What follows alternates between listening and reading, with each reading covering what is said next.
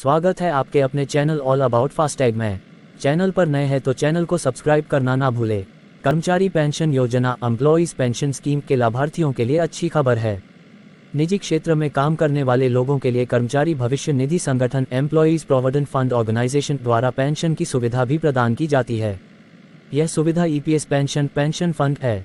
कर्मचारी पेंशन योजना 1995 एप्स 95 के तहत लगभग 75 लाख पेंशन भोगी लाभार्थी हैं। इसके अलावा कर्मचारी पेंशन योजना एम्प्लॉइज पेंशन स्कीम में 6 करोड़ से ज़्यादा शेयर धारक भी इसके तहत शामिल हैं। इस सुविधा के तहत कर्मचारी भविष्य निधि संगठन एम्प्लॉइज प्रोविडेंट फंड ऑर्गेनाइजेशन के कर्मचारियों को एप्स पेंशन फंड की सुविधा दी जाती है। लेकिन अगर किसी पेंशन भोगी की मृत्यु हो जाती है तो क्या पेंशन का लाभ नहीं लिया जा सकता है? नहीं, ऐसी बात नहीं है। पेंशनरों के परिवार के सदस्य लाभार्थी की पेंशन का लाभ उठा सकते हैं। इस मामले पर आगे बढ़ने से पहले आइए समझते हैं कि आखिर क्या है ये पूरा मामला। वर्तमान में अधिकतम कर्मचारी पेंशन योजना एम्प्लॉइज पेंशन स्कीम योग्य वेतन 15,000 रुपये प्रति माह तक सीमित है।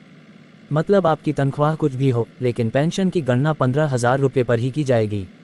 इस सीमा को हटाने का मामला कोर्ट में चल रहा है। पिछले साल 12 अगस्त को सुप्रीम कोर्ट ने भारत संघ और कर्मचारी भविष्य निधि संगठन एम्प्लॉइज प्रोविडेंट फंड ऑर्गेनाइजेशन द्वारा दायर याचिकाओं के एक बैच की सुनवाई स्थगित कर दी थी, जिसमें कहा गया था कि कर्मचारियों की पेंशन 15,000 रुपये तक सीमित नहीं हो सकती है। इन मामलों की सुनवाई कोर्ट में चल रही है। जब हम नौकरी शुरू करते हैं और ईपीएफ के सदस्य बन जाते हैं तो हम कर्मचारी पेंशन योजना एम्प्लॉइज पेंशन स्कीम के सदस्य भी बन जाते हैं। कर्मचारी अपने वेतन का 12% ईपीएफ में देता है, उसकी कंपनी भी उतनी ही राशि देती है, लेकिन उसका 8.33% हिस्सा भी एप्स में जाता है। जैसा कि हमने ऊपर बताया कि वर्तमान में अधिकतम पेंशन योग्य वेतन केवल 15,000 रुपये है, यानी हर महीने पेंशन का हिस्सा अधिकतम 15,000 का 8.33% 1250 रुपये है। कर्मचारी की सेवानिवृत्ति के बाद भी पेंशन की गणना के लिए अधिकतम वेतन 15,000 रुपये माना जाता है। इसके अनुसार कर्मचारी भविष्य निधि संगठन एम्प्लॉइज प्रोविडेंट फंड ऑर्गेनाइजेशन के तहत अधिकतम 7,500 रुपये पेंशन मिल सकती है। एक और बात याद रखने वाली है कि कर्मचारी की 6 महीने या उससे अधिक की सेवा को 1 वर्ष माना जाएगा और यदि यह कम है तो उसकी गणना नहीं की जाएगी। मतलब अगर कर्मचारी ने 14 साल 7 महीने काम किया है तो उसे 15 साल माना जाएगा। लेकिन अगर आपने 14 साल 5 महीने काम किया है तो सिर्फ 14 साल की सर्विस ही गिनी जाएगी। कर्मचारी पेंशन योजना एम्प्लॉइज पेंशन स्कीम के तहत न्यूनतम पेंशन राशि 1,000 रुपये प्रति माह है, जबकि अधिकतम पेंशन 7,500 रुपये है। पेंशन के लिए कर्मचारी पेंशन योजना एम्प्लॉइज पेंशन स्कीम का सदस्य होना जरूरी है।